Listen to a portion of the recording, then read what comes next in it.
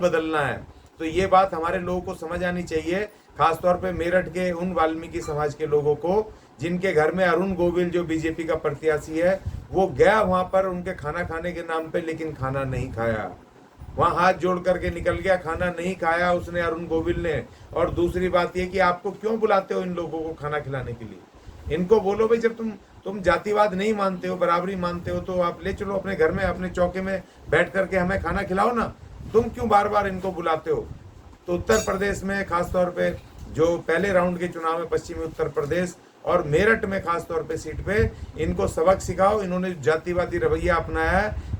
पूरे वाल्मीकि समाज चंद नेताओं को छोड़ करके जो आरएसएस और बीजेपी से जुड़े हैं और लाभ लेते हैं, अपना निजी लाभ लेते हैं, और वहाँ हमारे समाज को कोई बेनिफिट नहीं मिला है बीजेपी की 10 साल की केंद्र की सरकार की और ये दूसरे टर्म की ये बीजेपी सरकार, मोदी सरकार, योगी सरकार और मोदी सरकार का डबल इंजन का कोई फायदा नहीं मिला उत्तर प्रदेश में। हमारे लोग जो पहले ठेके पे थे आज भी ठेकेदारी में नौकरी कर रहे हैं। जो हालत उनके उससे पहले थे उससे कहीं बदतर हो गए, क्योंकि महंगाई इतनी बढ़ गई है, तनख्वाहें बढ़ी नहीं है, हालत बेकाबू है, तो उनकी शिक्षा दीक्षा भी सब खत्म होती जा रही है। तो इसलिए वाल्मीकि समाज के लोगों अभी मौका है कि इन पार्टियों को, इन मनुवादियों को सबक सिखाओ, वोट की चोट दे दो। और अरुण गोविल ने जो बोला है आज, जो उसने बोला है कि वहाँ पर इंटरव्यू चल रहा है, उस पर मैं देख रहा हूँ कि हाँ ये चेंजेस होने चाहिए, संविधान परिवर्तन होना चाहिए, और मोदी जी ने 400 सीटें मांगी है उसका कुछ ना कुछ अर्थ है, अर्थात वो इसलिए कि सर्वसम्मति से जब सारी सीटें इनकी आ जाएंगी तो ये अपने आप ही संविधान बदल देंगे, दूसरों की जरूरत नहीं पड़ेगी। तो इसलिए संविधान को बचाने के लिए और साथ में अपना वाल्मीकि समाज अपने अधिकारों को समझते हुए इनको देखो, 10 साल इनको देख लिया है, इन्होंने कुछ नहीं किया, एक आदमी पक्का नहीं किया है। उत्तर प्रदेश में हमारे बहुत सारे लोग हैं जो कच्चे हैं, उनको बिल्कुल पक्का नहीं करा, उनका शोषण हो रहा है। तो इसलिए एक तो इनको घर में मत बुलाओ किसी भी तरीके से, और अपना घर का शुद्धिकरण करो।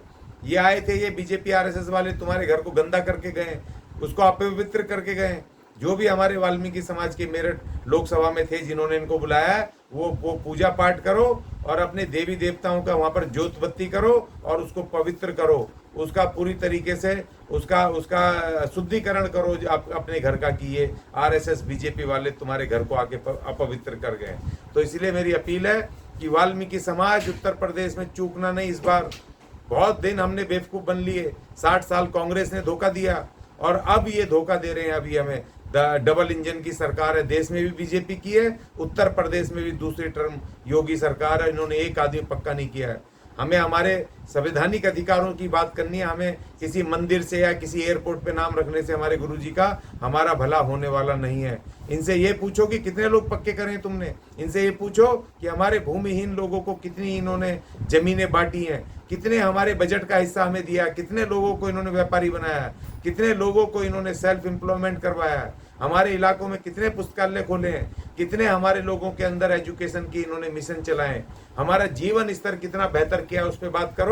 और इनको रोटी वोटी बिल्कुल मत खिलाओ, और इनको कोई ज़रूरत नहीं है, इनको रोटी वोटी, ये सिर्फ चुनाव के लिए बेवकूफ़ बनाने हमारे घर आते हैं। और मैं अपने उस वाल्मीकि समाज से अपील करूंगा कि जिनके घर में आए थे और रोटी खा के नहीं गए, अपने घर का शुद्धिकरण करो, अपने पवन, अपने देवी देवता, अपने उत्पितरों की वहाँ पर ज्योत बत्ती करो और शुद्धिकरण करो।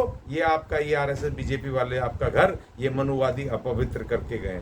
तो इसलिए इस बार पूरी तरीके से बहुजन समाज पार्टी को सपोर्ट करना है, जिससे कि हम अपने 35 लाख लोगों को पक्का करवा सकें। जब बहन जी प्रधानमंत्री बनेंगी तो हम 35 लाख अपने देश में कर्मचारियों को, जो 20-20, 25-25 साल से कच्चे ठेके पे काम कर रहे हैं, एक नारकीय जीवन जी रहे हैं, अमानवीय जीवन जी रहे हैं, हम उनको एक अच्छा जीवन दे पाएं, उनके जीवन को बदल पाएं। और बहन कुमारी मायावती से कह करके जब वो प्रधानमंत्री बनेंगी तो 35 लाख लोग हम अपने कर्मचारियों को देश में पक्का करवा सकें, अपने कानूनी और संवैधानिक अधिकार ले सकें। इसलिए इस बार चूकना मत, हाथी का बटन दबाएं और बहन कुमारी मायावती को और बीएसपी को जिताएं, जिससे कि बहन जी प्रधानमंत्री बने। जय भीम।